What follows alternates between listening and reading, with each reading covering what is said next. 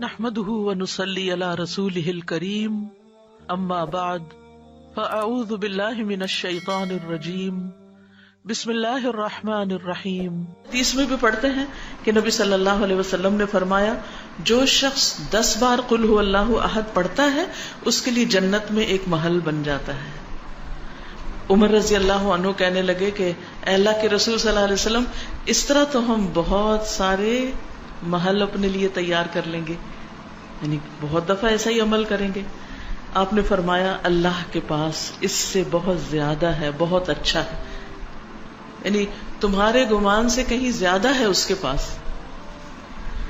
اور پھر آپ دیکھیے کہ ایک اور شخص کے بارے میں آتا ہے کہ وہ ایک بار ساری رات اسی سورت کی تلاوت کرتے رہے، اسی کی تکرار، اسی کی تکرار، اسی کی تکرار، قل هو اللہ احد اللہ الصمد لم یلد ولم یولد ولم یکن لہ کفوا احد۔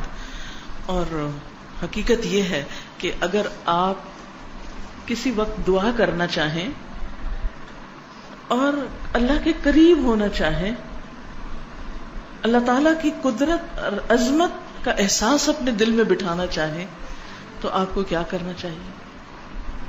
بغیر گنے کئی بار قل هو اللہ احد۔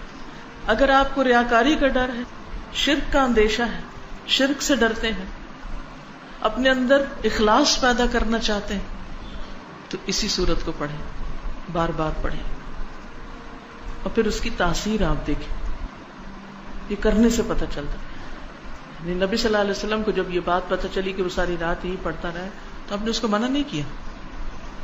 اس لیے اگر کوئی اس کو ایک سے زیادہ بار پڑھتا ہے تو کوئی منع نہیں ہے، لیکن اس کے لیے کوئی جگہ، کوئی وقت، کوئی گنتی، کوئی ہنسا کچھ مقرر نہیں،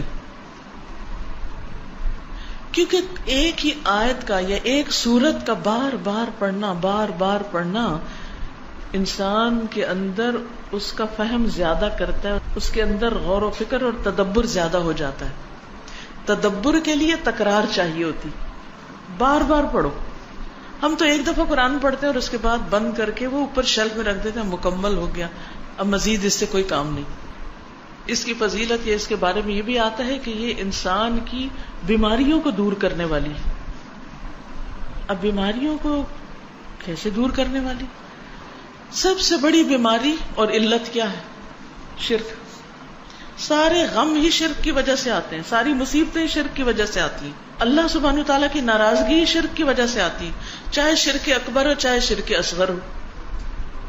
شرک اکبر تو بتوں کو پوجنا، اور شرک اصغر کیا؟ ریاکاری کرنا، دکھاوے کے کام کرنا، اپنے نیک کاموں پہ فخر کرنا، لوگوں کو بتانا کہ میں کیسا کیسا نیک ہوں۔ تو اس کا علاج کیا ہے کہ انسان قل هو اللہ احد پڑھے۔